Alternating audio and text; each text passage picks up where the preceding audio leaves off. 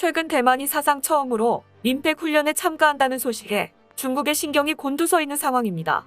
대만이 림팩 훈련에 참가하게 된다면 국가로서의 위상이 높아지는 것도 있지만 가장 우려하는 것은 한국과의 연합훈련이라고 전해지는데요.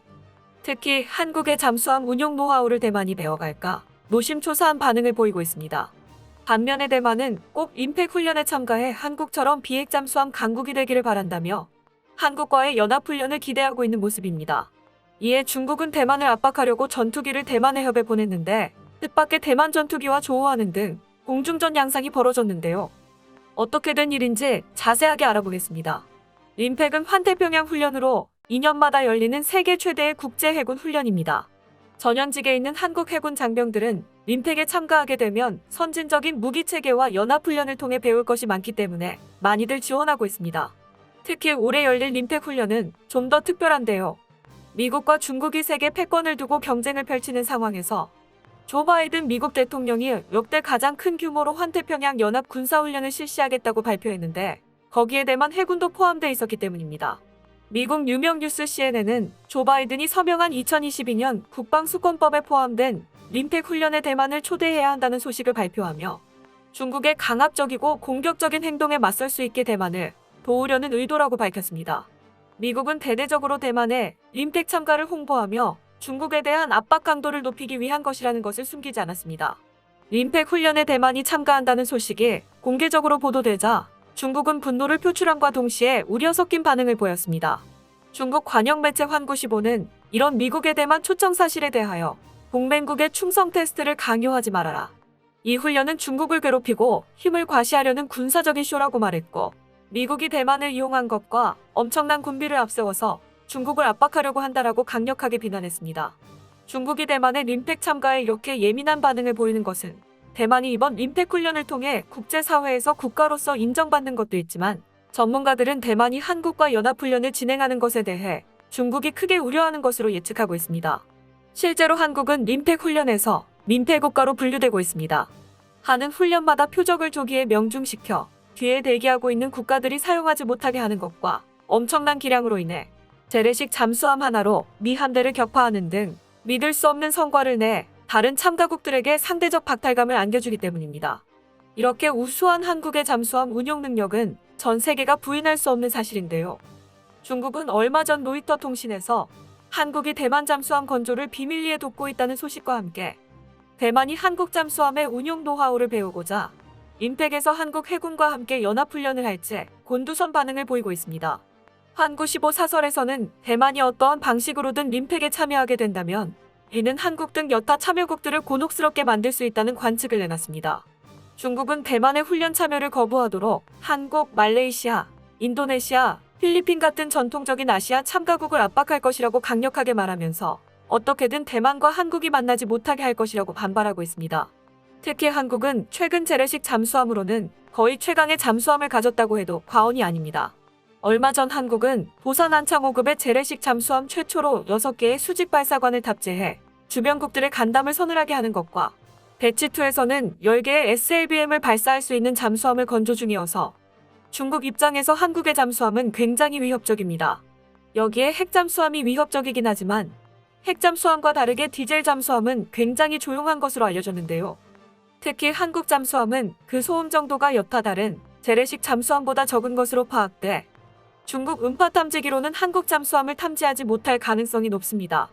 그렇기 때문에 중국은 한국의 잠수함 기술과 운용 노하우가 대만으로 흘러가는 것을 극도로 꺼리고 있으며 수단과 방법을 가리지 않고 대만의 림팩 참여를 저지하거나 한국과 만나는 것을 막겠다고 나선 상태입니다. 반면 대만은 이런 한국과 군사 합동을 시작할 수 있다는 기대감에 난리가 났는데요. 대만 군 전문가는 만약 대만이 림팩에 참가하게 된다면 동북아시아의 정세가 급변하게 될 것이라고 설명했습니다. 특히 아시아에서 림팩에 매번 참가하는 한국을 가리키며 한국과 군사 협력을 도모한다면 분명 우리 입장에서는 더할 나위 없이 좋은 군사 협력이 될 것이라며 대만도 이제 동북아의 평화를 위해 다 같이 노력해야 할 필요가 있다고 설명했습니다. 대만은 혐한을 일삼기는 했지만 한국 무기에 대해서만큼은 그 좋아하는 일본보다도 한국을 인정하는 분위기인데요. 몇 년 전 대만 방송에서 세계 이지스함을 비교하는 방송을 내보낸 적이 있습니다.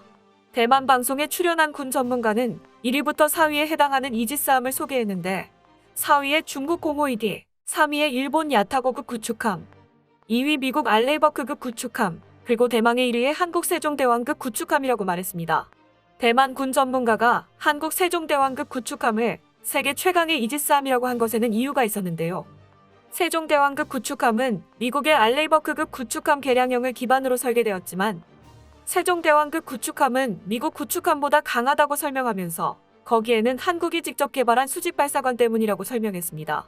대만 전문가는 세종대왕급 구축함은 더 많은 미사일을 장착할 수 있는 것과 두산이 개발한 KVLS를 가리키며 여기에는 현무삼을 운용할 수 있다고 설명하고 있습니다. 그러면서 세종대왕 구축함은 한국이 직접 개발한 수직발사 시스템을 이용해 더 멀리 미사일을 날릴 수 있다고 설명하며 결론적으로 세종대왕급 구축함이 세계 최강 구축함이라고 정리했습니다. 여기에 도산한 창호급 잠수함에 탑재된 수직발사관도 한국이 개발한 발사관으로 여타 다른 수직발사관보다 훨씬 우수한 것으로 평가받고 있습니다. 이렇게 한국을 싫어하는 대만 사람들도 한국의 무기에 대해서 깊은 신뢰를 가지고 있기에 이번 림팩 훈련이 기대될 수밖에 없는데요.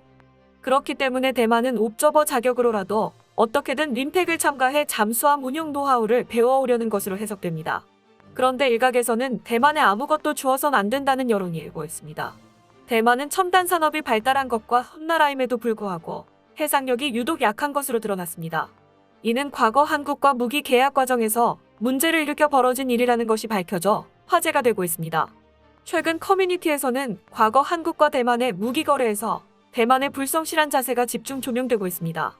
80년대 중국에 대한 위협이 커지고 있는 가운데 대만의 외교적 영향력은 하루가 다르게 감소하고 있었는데요. 이런 와중에 해군력 증강의 필요성을 느낀 대만 정부는 호위함의 발주를 대한민국에 맡기기로 했습니다. 한국 호위함은 당시 해외 호위함들과 비교했을 때 무난한 성능을 가지고 있고 가격이 매우 싸서 속된 말로 가성비를 가진 전투함으로 알려졌습니다. 게다가 한국 정부는 대만에 호의적인 태도를 보이고 있었고 방산 수출에 대한 의욕을 가지고 있었기 때문에 대만 측에 매우 관대한 조건을 제시했는데요. 6척은 한국에 건함하되 나머지 10척은 대만에서 만드는 것과 생산 기술 및 설계도도 이전하겠다는 파격 조건을 내걸었습니다. 하지만 순조롭게 진행되던 이 사업은 표류하게 되는데 갑자기 정보 유출이 터지며 사업이 미뤄졌습니다. 그 과정에서 프랑스의 라파에트급이 대만 해군 사업에 끼어들게 된 것인데요. 당시 라파에트급 호위함은 동시대 최강의 호위함이자 전투함 최초로 스텔스 설계가 적용된 최고급 호위함이었습니다. 이에 대만은 프랑스 호위함에 눈을 돌렸는데요. 큰 사업을 놓칠까 다급해진 한국 정부는 9척만 한국에서 시험 생산하고 나머지 14척은 대만에서 직접 건조하는 것과 생산 기술 및 설계도도 이전하는 더 큰 조건을 제시했습니다. 하지만 대만은 프랑스 호위함을 선택하는데요. 그런데 몇 년이 지나 대만은 크게 후회하게 됩니다. 이유는 몇 가지가 있었습니다. 첫째, 라파에트급은 분명 최고의 호위함이었으나 가격이 너무 비쌌습니다. 2022년 현재까지 진수한 대만의 강딩급 호위함은 겨우 6척뿐이었는데요. 섬나라인 대만의 특성상 해안선이 넓으며 그만큼 방위해야 할 면적이 넓기 때문에 다수의 호위함은 필수였습니다.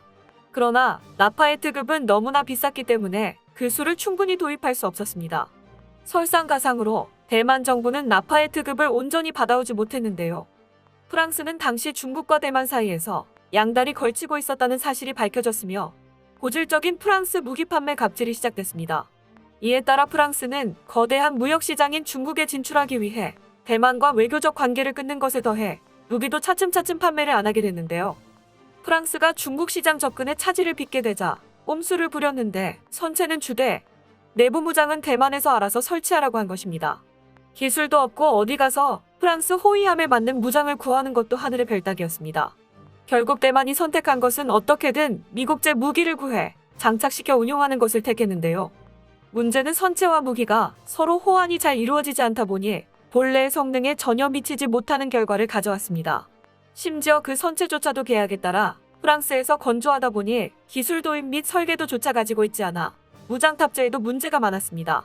일각에서는 당시 한국이 한국전쟁에서 북한을 도운 중국을 적으로 생각하며 서방 세력과 일본마저 대만과 단교하고 중국과 수교할 때 한국만큼은 끝까지 수교를 이어가지 않고 버텼지만 호위함 판매 문제가 커져 한국이 대만과 단교를 결정하게 됐다고 전해지는데요. 이런 전력이 대만과 기술 협력을 이어가지 말아야 한다는 여론을 형성하고 있습니다. 그렇기 때문에 현재 한국의 선택이 동북아시아의 무게중심을 좌지우지할 수 있다고 전해지는데요. 한국 정부는 현명하게 판단해 국익에 도움이 되는 선택을 하기를 바랍니다. 끝까지 시청해주셔서 감사합니다. 도움이 되셨다면 좋아요를, 다른 이야기도 궁금하시면 구독을 눌러주세요.